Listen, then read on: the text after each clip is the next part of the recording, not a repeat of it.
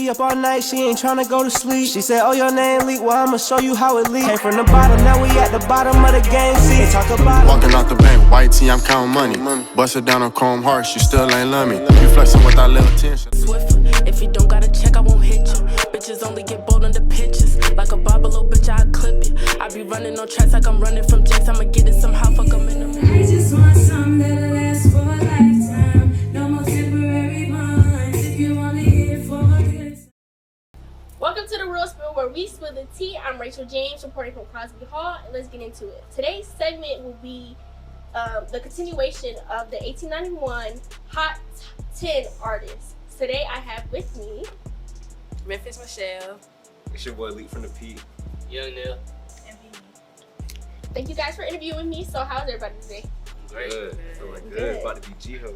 Okay. Yeah, how y'all feel? It's about to be G-Hub. We lit.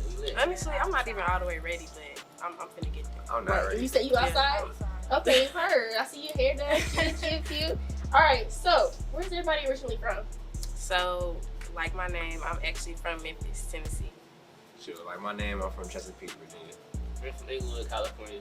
I'm from Rochester, New York. Okay. Everybody from somewhere. So what made you guys get into rapping and singing? Okay, I guess I'll go first. So really, like, my mom sings and my dad is a producer, so I grew up around music. Like, growing up in the house, we had a studio at the house. So y'all made my first song when I was like 6 years old. Oh, that's Yeah. so dope. That's cool. For sure. Me, like, I always been around the entertainment industry. It wasn't always music though. It started with like acting and like voice acting and stuff like that. But I was just always around entertainment. So like by default, I was around a lot of musicians and artists too. So I kind of just got influenced by them. And then once I got to school, I finally started making my own music. Well, with me, it started with, cause I used to play basketball, and a little locker room conversation turned into a studio session afterwards, and that's what really got me started into music. And that summer, I worked with somebody who had like a studio at his house, so I would go over there pretty much 2-3 times a week and record. That's where it really started. With me, I used to be with my cousins all the time and stuff. We used to sing, like I used to sing. And I don't know, just one day I was like, let me try to rap. And I did, and it was just fire, so. Would you go back to singing at all? No. We need you to sing on something. Right. Some good tape. Yeah. How did your journey in music start? Can y'all go a little bit more depth about that? I feel like one of y'all should start. I bet. So like I said, I was around the entertainment already. So when I got to A&T, I was always around the people that were making music, like even people like PL and Biddy. Like, I was around them a lot, even though I wasn't making music myself. So near the end of the first semester is when I decided to make my first song. I was kind of going out on a limb with that. Like one of my homies had heard a song that I had made. I used to make beats, so I had a song over a beat I had made, but it was kind of a joke. And one of my homies told me to actually drop it. So from there, I just kind of stayed in the studio. We got sent home for COVID, and that's when I was really able to start a studio at my crib and like really find my sound, like what I wanted my music to sound like, and go from there. So ever since then, just been taking off with it. That's dope. So actually, my first song that I made, like when I got to college, was with Leak, because I kept telling him I could sing. I'm like, bro, I can sing. Like, let me come over to the studio, let me record some. And he finally let me come. And really, the song, I hate it. Like, I hate the song. We had never dropped the song, but it was just like, that was really my start. And then he connected me with this guy who does showcases, so I started to do the showcases. And then at that point, I just started to record more and more. So it just kind of, that's really how it happened. You think you would maybe drop snippets of the one that you don't like? Look, we got plans to like redo it for real, Sure. But once we redo it, then we'll drop It's it, a and it's gonna be banger, some heat. I Nah, ain't gonna lie, it's really some heat for sure. That's good. With me, my journey really started after I dropped my first song, got some good reviews. But then I started getting in the studio. I met up with Mike. I met up with BJ. I met up with them, and from then on, it was more like a clique. Like, we would just always recording like late night studio sessions. Like, me and Mike probably got like 8 songs from like 3 days in Cooper, just working like 2-3 a.m. just always making music. And that's where it really, like, the passion started to grow. And then I started dropping it and got some good reviews, and I just kept going. So you kind of started in Cooper, right? Just low Yeah, I started at the house in dorms and stuff like that, like really low level budget studios, but just built the way up. That's cool. When I used to be like elementary school, high school, like all of that. We used to be at lunch. I'd be rapping. No beat, no nothing. I'd be rapping, write stuff down. I start rapping. Everybody used to be like, yo, that is so fire. You was so hard. So from there on, I just knew I'm really hard. Right. Period. Period. So, what's your favorite song that you guys made? Like, your own song? Damn. My favorite song that I probably made.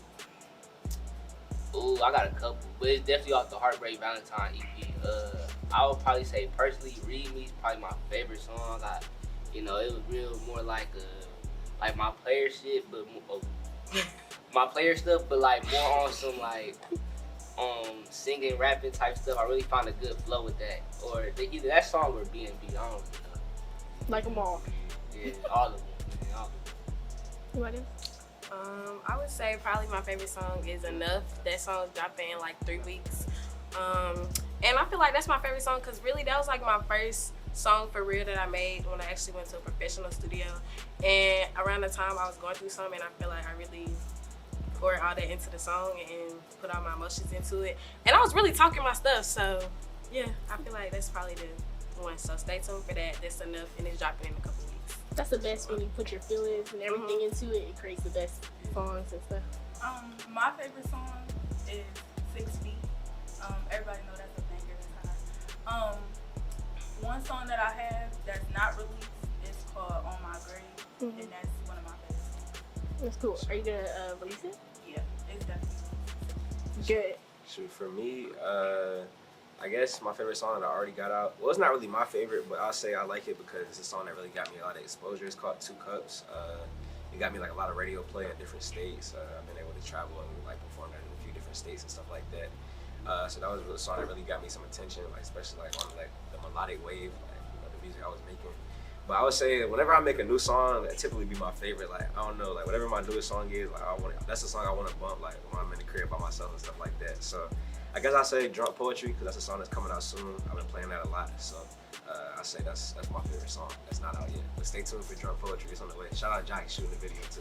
That's good. So, what state do you like the best from when you've been able to come perform? I mean, probably Atlanta, honestly. I'll say when, like, I threw a few shows in Virginia, like when I went back home, and the love back home is always different, so that was definitely fun. But outside of my hometown, I'd probably say Atlanta, because it's just everybody down there is doing music. Everybody's so tapped in. Whether you in a room with one person or 200 people, like you always gonna be able to find a connection when you're out there. It's just a lot of like music and love going on out there for sure. That's dope. So, who is your favorite artist? Like, does anybody inspire you to be where you are now?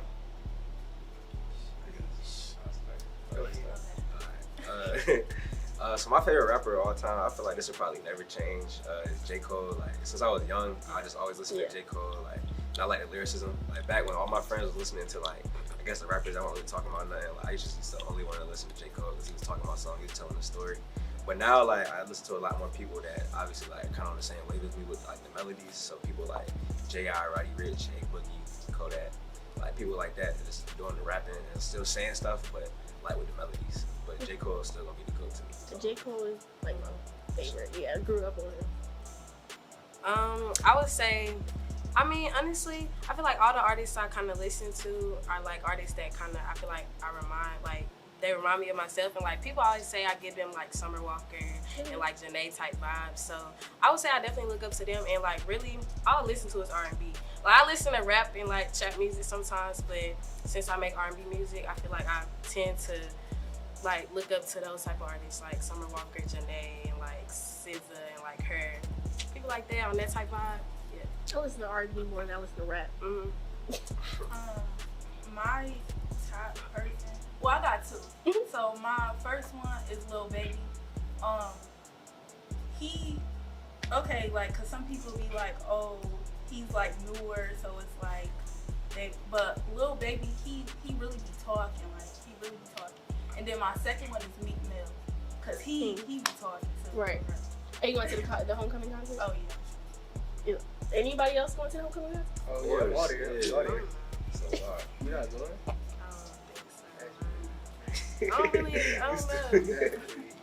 Do you guys write your own music or do you punch in? I definitely write my music. Definitely. Straight punching. I'm not gonna lie, I ain't wrote a song since like my first EP I dropped.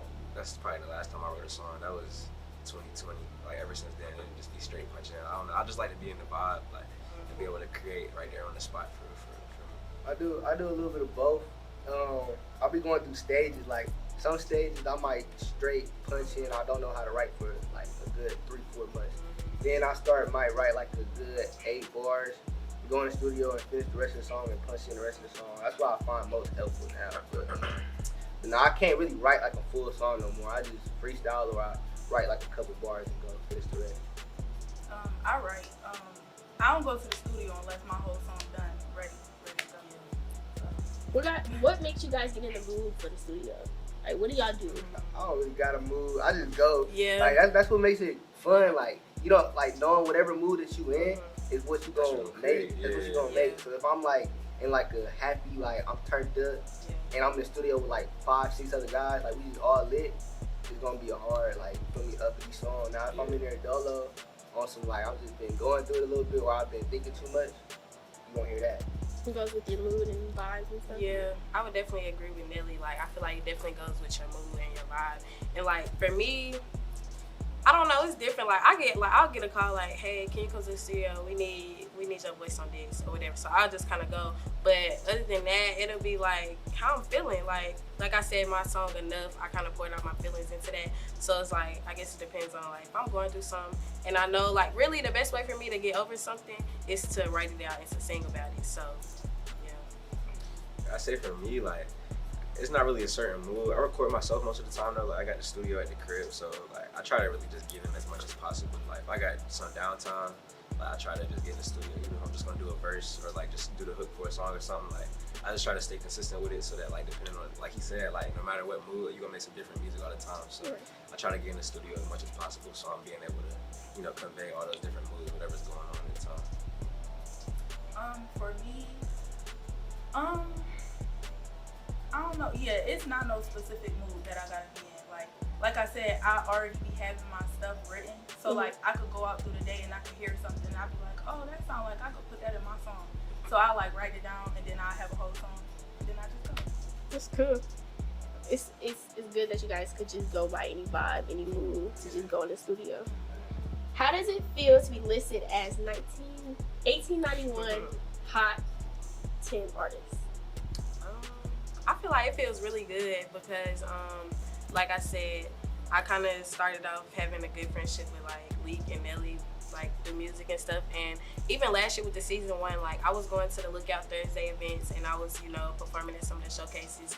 And I feel like I was around around the team period. So I feel like now that I'm actually one of the artists, it's like, okay, well, like y'all kind of helped me and like, I don't know, I feel like they kind of inspired me, like seeing them, you know, they already doing big things and it's like, I know I'm gonna get there and seeing them do that, like, it's kind of like a push. So it's good. And like, I mean, we a team and yeah, I don't know, I like it. Okay.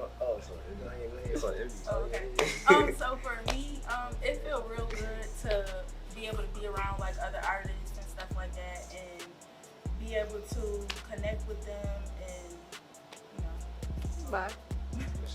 Well, I mean, I guess our answer is gonna be a little different because, you know, obviously Nell, the CEO, and then me and Bailey, the co-founders. So for me, it feels good to be able to start something like this, like, because really it all started with us all being freshmen and seeing how hard it was for everybody making music to like either come together with other artists or also like really make their own music pop or have a platform. So we just tried to create that and create some sort of community with it. So I'm glad that like with season 2, we're really seeing like all the mistakes and stuff we made the first year, and then now we're being able to fix those and like come harder every time. So I feel like we're doing things a lot more professionally now. So it definitely feels good to be a part of the Hot 10 and be around like artists. Like she said, like just being around artists is gonna inspire you to want to go get in the studio. Like if you're around people that's not making no music, you might not even think about, you know, like, man, I ain't been in the studio in a week. But if you're around these people, somebody out of here that made a song this week, so it's like, man, I need to go do the same thing. So it just feels good to always be around other people that's like-minded and trying to, you know, run it up too.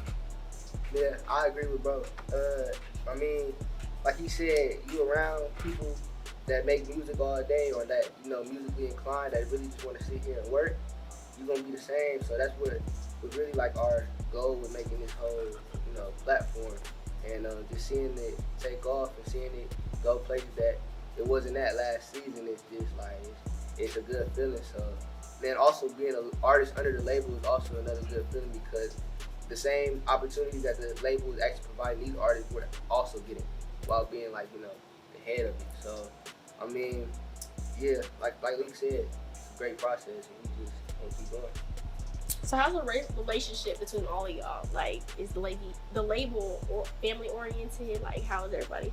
So I say, I feel like it's my family. Like, even before we started the label, I was real cool with Nelly. Like, me and Nelly met at orientation. Same with Biddy. We always at the same orientation, actually. So, like, this go way back to before the Hot 10. So, like, now it's like I'm able to work with the people I was already cool with, and we all being professional with it. You know what I'm saying? Like, we all actually handling our business, we're doing it together. So, it definitely feel like a family.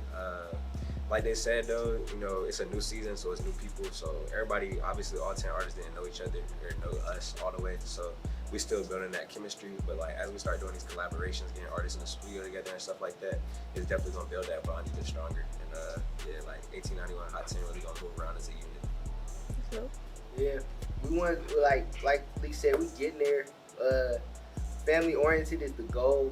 I mean, it is a whole new list of artists, but the end goal is to have everybody who was on the Hot 10 at one point have that connection with each other. Like, no matter if one artist, taking all the way off, we can all have that to say like, oh yeah, we was on the Hot 10, I was on the Hot 10 too, So we try to make it more so like a family. So yeah. That's good. Yeah, I would say that too. Like they were saying, I was kind of already cool with some of them. Like I was already cool with Lee, Nelly, and Biddy. And I don't know, like I feel like all our answers kind of gonna be the same. But I definitely do see a difference from like the first time we all met to like now. Like I feel like now more everybody speaks to everybody. Like we sometimes like we talk outside of like just actually being all together and stuff like that. But I definitely do think it's family oriented, and it's gonna get better. It's gonna be more like once we start collaborating and everything, and everybody gets to know each other more, then we're gonna be like this. So. I think everybody done touched on everything. It ain't nothing really different I can say. Right. So what has been some things different about season 2 in comparison to season 1? I feel like they gotta answer those. All right, so I'll start with like the infrastructure of the whole like operation.